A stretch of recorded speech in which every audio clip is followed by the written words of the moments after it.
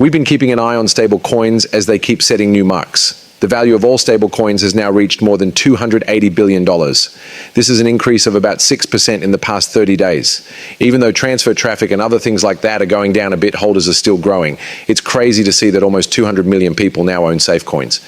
With the market being down in Q3, it makes sense that there would be less transfer traffic. We could see that fixed coins were really popular in the summer of 2024, even if we went back in time. I'll also put this on the monthly so you can see it right away.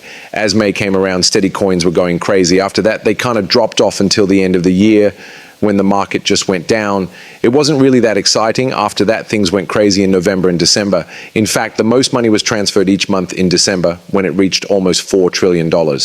Right now, even though the market has been bad, steady coins keep saying crazy things every month. Like in August, which wasn't very exciting, $3.5 trillion, which is crazy. Even in September, which is almost over now. Crypto has had a rough month. It's still down almost $3 trillion. So steady coins are still being used a crazy amount. Let's talk about the holders too, right? Like, this is what I mean when I say that a random use case is aimed at mass acceptance. Stable coins are quickly becoming the most important thing in this case. I also think this will continue to grow into a big part of the space where it helps a lot of people adopt it. Many new users will join just because safe coins can be used for payments and other things. Also, big players like banks are getting into stable coins, and now we're seeing states and enterprise companies do the same. This will only speed up the acceptance of stable coins even more. We are still focused on the fact that steady coins like RLUSD exist as we really pay attention to this. They're also taking up a lot of room. The monthly transfer volume for RLUSD has gone up by 20 points, or almost 4%, to almost $2 billion, and the total value has gone up by 12 points, or almost 12.5% in the last 30 days. This means that RLUSD is starting to see a lot of adoption and a big push, and it's still so new that to see this much growth and adoption is very, very exciting. Now, I'd like to talk about this market cap again, because I'm not sure if it's coin market cap or not.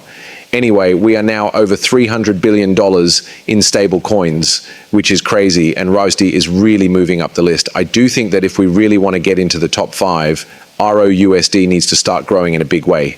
Yes, I think that will happen, especially since so many things have been said recently about ROD. Like, we just made it easier for African institutions to use RLUSD by forming agreements with Chipper Cash, Valor, and Yellow Card. That took place on September 4th, on top of what SBI said at the end of August, right? Japan is going to get a lot of attention for RLUSD because safe coins backed by RLUSD will be sent there in the first quarter of 2026. All of this is done through SBI VC deal. To say it again, SBI has always liked Ripple a lot. They were also one of the first owners in Ripple. That is, they fully agree with what Ripple is doing. Now that these two announcements are out in the open, we have two big plans to distribute RLUSD in important parts of the world. This will add up to a lot of volume and value for RLUSD. Another thing that shouldn't be forgotten is what big banks like HSBC are doing, because just last week on the 23rd, HSBC began allowing cross-border tokenized payments with Ant International. We do know that Chris Larsson, yes, the same Chris Larsson from Ripple, was on the board of directors for HSBC in the past. Does that now prove anything? Not really, no. On the other hand, we do know that HSBC was going to start a storage service for tokenized stocks in 2023. This comes as more big banks become interested in blockchain. The interesting thing about this is that HSBC and Medico already work together. Medico is a Swiss crypto custody company that was recently bought by the blockchain startup Ripple. HSBC stores bonds and other securities using technology from Medico. What do you know? That means they use Ripple custody, since Medico is now fully linked to Ripple custody.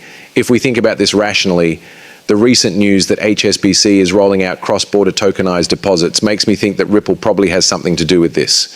In the same way that big banks like DZ Bank and Deca Bank announced big plans for crypto custody services using Ripple custody this year, they want to offer services to their clients, and Ripple is getting in on the act. These things are brought up because, once more, the fact that Ripple and even ROD are being used by institutions is a big deal. Ripple just released two big updates. The first one was about Securitize. This is all based on RLUSD. The second one is about on-chain yield and other DeFi features that will be added to the XRP ledger to make it easier for more people to use and access the XRP ecosystem. This is direct demand from big investors who use XRP and the XRPL. However, that wasn't the end. We also saw this change. Also, this happens mostly in September. Here is the next piece that will be used to build on-chain markets.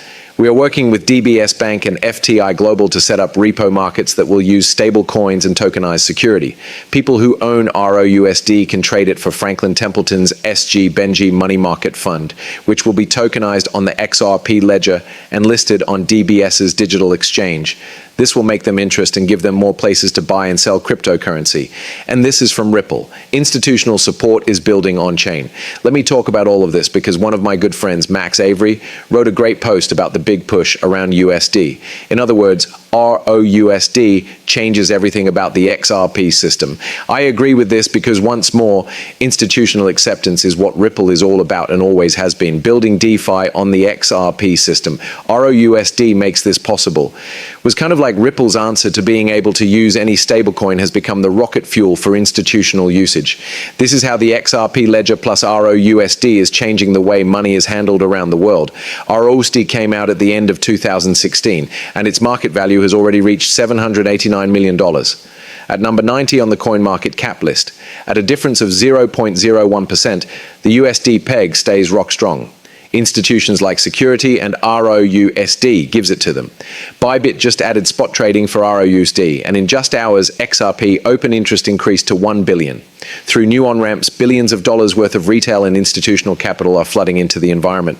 Now, Ripple has joined forces with Securitize to make RLUSD the way that BlackRock CK's Build and VanEckville tokenized funds can be redeemed. A huge amount of tokenized assets could move through the RLUSD lines. RLUSD is the best option for banks that use Ripple software to send money to each other. This is the only thing that can really show how reliable RLUSD is. With the XRP Ledger's new EVM sidechain, developers can use Ethereum apps that take advantage of the super fast speed and low fees of the XRP Ledger, as well as a very liquid USD secure coin. Builders are quickly becoming interested in this hybrid system, and the environment is growing at a very fast rate. XRP ETFs are going to grow a lot. Both leveraged and SPA ETFs are getting a lot of money from institutions before the end of the year. Hidden Road is part of the Ripple ecosystem and will add XRP and RLUSD to make getting on and off ramps easy. RLUSD increases liquidity by giving people a native stablecoin that can be used for straight USD transactions. RLUSD has a feature called clawback that lets tokens freeze in certain situations.